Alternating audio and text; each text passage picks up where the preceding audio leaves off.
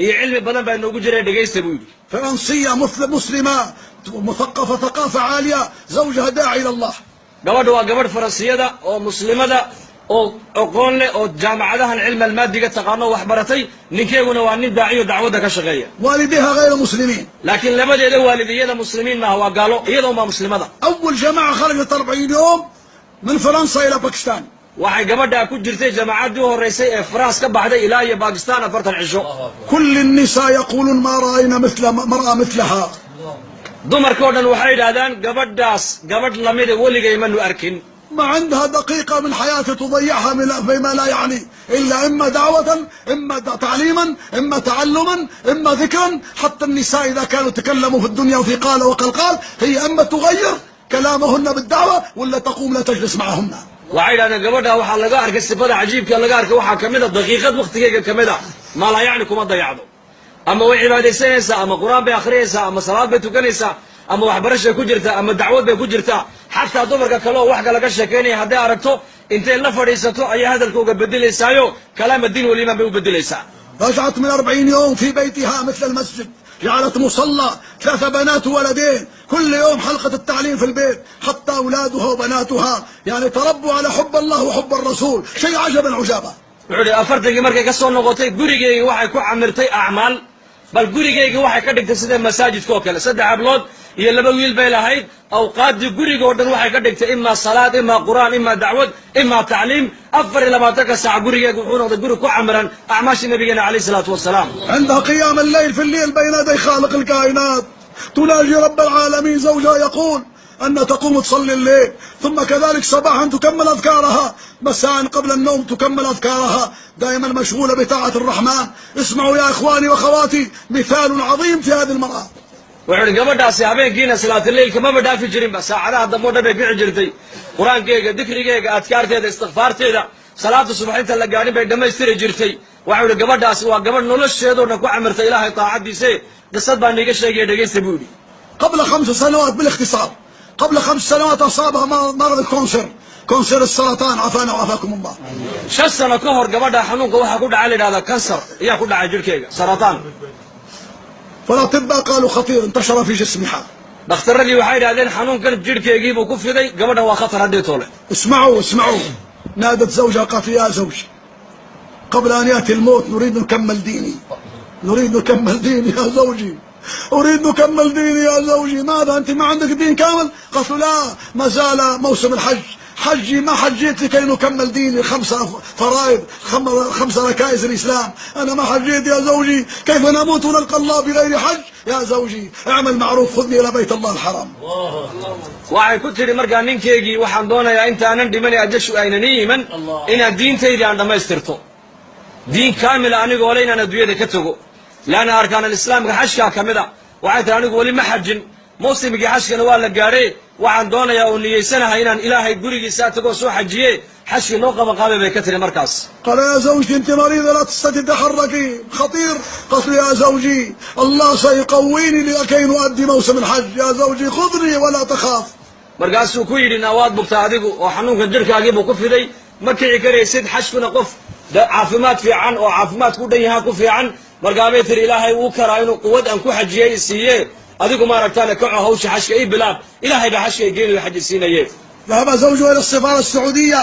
جاء الخبر من المملكة السعودية أن قفل الحج ما بقى يعطوا تأشيرة واحدة مهما كان الشخص لابد. خلاص جاء الخبر من الحكومة نقفل موسم الحج. سفارتي buu tagay baasaboorkeygii kiisii intuu qaaday safaaradii markuu tagay waxaa lagu yidhi xajki waa la joojiyay khalaas fiisihii xajku waa dhammaaday tiradiina way buuxsantay amarkaasna wuxuu ka yimid boqortooyada waa la qufulo arrintaas way dhammaataa laga yidhi. فرجع أخبرها. اسمعوا إخواني وأخواتي. فلما أخبرها قالت له أن عندي خالق الكائنات عندي مالك الملوك الذي بيده كل شيء. قامت صلت ركعات وقالت يا ربي أنت الفعال لما تريد كل شيء بيدك أنا عندي يقين عليك اللهم سهل لي التأشيرة يا رب العالمين. ما كملت الدعاء إلا من غد جاء الخبر من ملك السعودية قال للسفارة نريد بعض الضيوف يأتون ضيوف عند الملك الدنيا يأتوا يعني تأشيرة من باب خاص طائرة خاصة مسكن خاص في مكة في المدينة مسكن خاص كل شيء خاص. وجاء زوجها وهي في القائمة متاع الجماعة ماشيين ضيوف الملك. waxuu ku tiri ninkeygii ilaahay waa qaad markuu yidhi waa la xidhay oo baasaboorkii waan geeyey oo xashki u dhammaaday ayay tihi maybe salaad intay tukatay ba ilaahay baraday tiri ilaahayow aduu awood waxaad leedahay mutlaqa inaad xashkay geyso iyaku wax ma hayaan adigaa facaala amarka adigaa iskale sanadkan waa niyooda xashka inaan tegee ilaahaw xashka igee bay tiri igee gurigaaga ilaahu gee albaabkaaga ayaa furane albaabki ilaahay bay garaacday deedna amar baa ka yimid xaggii boqortooyada maaragtaan sacuudiga oo la leeyahay waa intaasoo dad ayaa boqorku diyaafad martigelin u sameeyey fiisaha soo siiya diyaarad khaasaa lagu qaadi xashkana meelo khaasay leeyihiin muwaasalaad iyo baabuurro khaasay leeyihiin soo qaada gabadhi iyo ninkeegiiba liiskii dadkii markaa diyaafadda boqorka ku jiray ee martiqaadka boqorka ka helay ayay magaceegii iyo magacii ninkeeguba ku soo baxay. توجهت إلى مالك الملوك فالله سخر ملك الدنيا فأعطاها كل شيء بالسهولة. boqorka boqorada ee adduunyada iskale ayay ilaahay taladii isaga u dhiibatoy ilaahay bay bariday ilaahay caza wajal wuxuu soo saqiray boqorkii sacuudiga deedna magaceegii qaa'imadii wuxuu ku jiray maaragtaana dadkii la xajisiinayay. اسمعوا إخواني وأخواتي كل كلمة في المستقبل لها أثر كبير تحرك الجبال. dhageystay buu haddaba hadallada soo socda kelmad kastoo qisada gabadha ku saabsan taasiir baaliq ee nolosheena ku leedahay buu. زوجها نعرفه معنا في الشورى. زوجها قال لما ذهبت هناك كأن لم يكن بها مرض في السرعة وفي كل الوسائل قامت في كل المناسك إلا ولها نشاط عجيب. wuxuu ninkeygu waa nin saaxiibka yaa buudhi annagoo ahlu shuuraha naga mid a oo maalin walba nala jooga isaga axwaasha na siinaya wuxuu yidhi mar alli markii aan xashkii tegnay ilaahay caza wajalla gabadhii waxaad moodaa intuu xanuunkii ka qaaday inuu quwadiiyo caafimaad geliyey ilaa xashka ay ka dhammaysanaysa waxay yidhi waa caafimaad qabtay buu yidhi. لما رجعت سقطت في البيت وزاد عليها المرض فأخذوها العملية 7 ساعات في العملية إخواني وأخواتي 7 ساعات في العملية. لما قامت من البنش قال لها زوجها كيف حالك؟ قالت له والله قلبي يكاد يتفجر من النور. لماذا؟ قالت لأن لما بدأ المنش وبدأ العملية رأيت وجه النبي صلى الله عليه وسلم واقف أمامي حبيب الله واقف أمامي رسول الله واقف أمامي. لما انتهيت من العملية والبنش رسول الله ذهب تمنيت نبقى في العملية كذلك. waxau yidhi walaalayaal mar alli markii xashka ka soo noqotay way dhacday markii xashka joogtay xanuunka waa laga qaaday jidhkayga quwad wuxuu ilaahay geliyey ay acmaashii xashka o dhan ay ku soo dhammaysatay gurigayga markay ku noqotay way dhacday dhakhtarkuu geeyey waxayba gashay koomaa bay gashay 7 saacadood baa gabadha qalliin dhakhtarradu ay kula jireen oo nafteedu adduunyada ay ka maqnayd walaakiin 7 saacadood kadib markii qalliinkii la dhameeyey naftu ay ku soo noqotay ee suuxdiinkii ay ka soo kacday ayuu ninkayga ku yidhi iska waran markaasay ku tiri wallaahi waxaan u dhowaaday nuur daraaddeed inaan qarxo waayo 7 saacadood ee qalliinka aan ku maqnaa wejigii nabigeenna moxamed calayhi salaatu wasalaam ayaa sidaa ii hor joogoon eegayay bay tiri nuurkiisii ee qalliinku muu ii sii dheeraadaa si aan wejiga nebiga aragtidiisa ugu raaxaysta bay tiri. تمنيت تبقى في العملية كذلك. waxaan tamaniyey tiri in camaliyadda qalliinka laygula jiray dhakhtarka in laysii qalaan jeclaaday bay tiri. يا زوجي خذني لبيتي نموت بين أولادي وبناتي خلاص جاء الوقت يا زوجي خذني إلى البيت. waxay tiri aniga saacaddeydii way dhammaatee iga qaad dhakhtarkan oo ciyaalkayga dhex gee aqalkayga iyo ubadkayga dhexdooda haskaga dhintay bay tiri buu yidhi. في ذاك الأسبوع مات يوم السبت ونحن عندنا مشروع أوروبا في بريطانيا. زوجها لا بد يمشي معنا. كنا من عادة نمشي يوم الخميس الجمعة في الطريق نوصل في دوزبري يوم الجمعة مساء تبدأ المشورة السبت المشورة يوم الأحد صباحا نرجع. فزوجها لما رآها في سكرات الموت قال أنتم امشوا أنا لا أستطيع لأن زوجتي في سكرات الموت. waxau yidhi markaa usbuucaas waxaan lahayn buuhi mashhuuradii Awroba ayaa lagu qabanayay maaragtaan Britaniya Ingiriiska lagu qabanayay waxay ahayd tartiibtuna khamiis baa soconnaa jimcana dariiqan ku sii jirnaa sabti suuradu way bilaabantaa markaa safarkii aan gudagalnay ayaa ninkeyga noo yimiday wuxuu yidhi wallaahi gabadhii aad bay u xanuunsan tahay dadul waa sakaraad weeyaan anuu nima raaci karaye ii shuuraya oo ininku sii socday buu yidhi anu kama tegi karaye. اسمعوا إخواني وأخواتي اسمعوا تضحيات الفرنسية المسلمة الجديدة اسمعوا. gabadha Faransiyeedda muslimadda jadiidada sida diinta ugu hortay ay diinta ugu tadxiyootay dhageysta buu sheekh. يا زوجي لماذا ما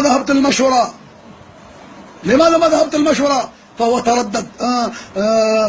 قالت له عرفت أنك تريد تبقى معي وأنا نموت وأنت بجواري. يا زوجي ليس في فائدة تبقى معي عند موتي فائدة لي عندما تكون خارج ويأتيني ملك الموت. يا زوجي المرأة تحب تموت وزوجها بجوارها نريد نضحي تضحية أخيرة أنت نموت وأنت خارج في سبيل الله حتى الله يعطيني أعلى درجة في الجنة.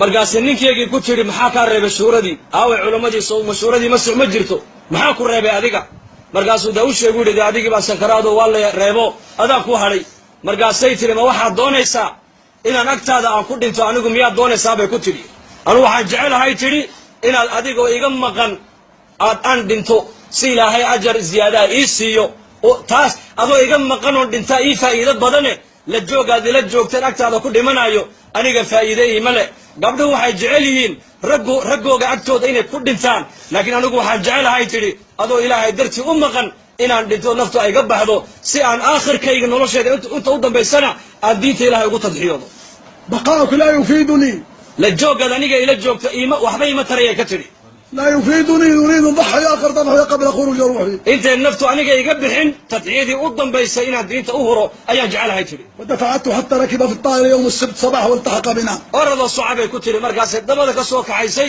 sabtidiibu markaa nagaga dabiimiday annakoo joogna Dewsbury oo maaragtaana ingiriisku noogiin diyaarad soo raacay أنا كنت حاضر في ذاك اليوم الساعة 10 وصل عندما وصل جاء التليفون زوجتك انتقلت إلى جوار الله رحمها الله فعند ذلك كل من راه بكى كل من راه بكى sabtidii 10kii subaxnimo marka uu yag joogay telefoon baa ka daba yimiday oo loo sheego la yidhi islaantaadii ilaahay raxmadiisa ku intiqaashay oo islaantaadii adduunyada way ka dhimatay sabiri baan allah kaas yaa laga yidhi waana nag joogay telefoonku markuu u soo dhacay ahbaabtii oo dhanna way la wada ooyeen buuri waa laga naxay buuri geeridaas شاور المشايخ يرجعوا فورا في الطائرة يرجع فورا mashaayikhduu waxay ugu suureen markaa inuu isagu degdeg uu diyaarad kale ugu noqdo uu aaska ka qayb galo ويا اخواني الان الكلمات الاخيره مهمه جدا فلما جاء اليوم المعلوم في مسجد كبير في إيفري مسجد كبير جدا فوق للنساء والتحت للرجال واتوا بجنازتها في الصندوق والله جميع النساء من فرنسا يعرفونها ويحبونها حضروا بالغرابي مثل الغرابي بالسود والرجال كذلك حضروا بالسنه والعمايم والله يا اخواني ذاك اليوم لا انساه قبل الجنازه صلاه الجنازه قبلها كلام الدعوه الى الله بعد الجنازه كلام الدعوه اخذناها الى قبرها قبل دخولها في القبر كان كلام الدعوه كان الدعوه معها تشيع حتى للقبر wuxuu yidhi markaasuu soo noqday isagii iyaan soo wada noqonnay buu yidhi waxaan ka soo gaadhnay buu yidhi aaskii masaajid weyn oo jaamica ayaa meydkeegii la keenay dushana dumarka masjidka buuxiyey hoostana ragga ayaa buuxiyey gabadh muslimada oo daaciyada oo xijaaban oo niqaaban ma joogin waddankaas ilaa janaasadeedii aaskaygii waa laga soo wada qayb galay raggii ducaad oo dhan way ka soo qayb galeen gabadhaas waxaa cajiibkan ka arkay buu yidhi waxaa ka mid a salaata janaaziyi intii lagu tukan bayaan baa la jeediyey salaadii markii laga baxay bayaan baa la jeediyey qabriga markii la dulgeeyey bayaan baa la jeediyey qabrigii marka ciidda lagu rogay bayaan baa la jeediyey limaada laana gabadhu daaciyad bay ahayd maydkeegii iyo aaskeygiina dacwad baa ka socotay maalintaana ma iloobi kara buu maalin la iloobi kara maaha اسمعوا الكلمه الاخيره بناتها النساء اخبرنا النساء بنات يضحكنا فرحات مسرورات سالوا امكم ماتت لماذا تضحكنا قال ليس هذا يوم الحزن هذا يوم الفرح لماذا لان اخونا محمد اخونا الكبير محمد يوم الجمعه في الليل راها في المنام رسول الله صلى الله عليه وسلم على يمينها وعمر بن الخطاب على يسارها والصوت ينادي من السماء هذه من اهل البيت الله اكبر waxaa siica ka sii cajab badan buri dhegaysta waan soo khatimay hadalkee gabadhii ubadkeegii gabdhaha ay dhashay wayba iska ciyaarayaanba dad geeri ku dhacdayba uma ekaba iska qosqosleen iska farfarxayaan markaasay dumarkii waxay ku yidhahdeen hooyadiin baa dhimatee maxaad la murugooneen oo la faraxsantihiin waa maalin murug oo la geeriyooda weeyaane waxay yidhahdeen habeennimadii jimcihii walaalkaya maxamed ayaa ku manaamay hooyadayo oo nebi maxamed calayhi salaatu wasalaam xagga midiguu ka joogo cumar binu khadaabna xagga bidixuu ka joogo samadana laga dhawaaqoo la leeyahay heblaaye hebel waa ahlulbeytkii nebigay ka mid tahay calayhi salaatu wasalaam عملت قليلا واجرت كثيرا in yar bay gabadhaasi camal fasho diinta u tadxiyootay laakiin ajir weyna ilaahay waa siiyey buy هذه مسلمة جديدة ماذا المسلمات القديمات في جيبوتي في كل مكان ماذا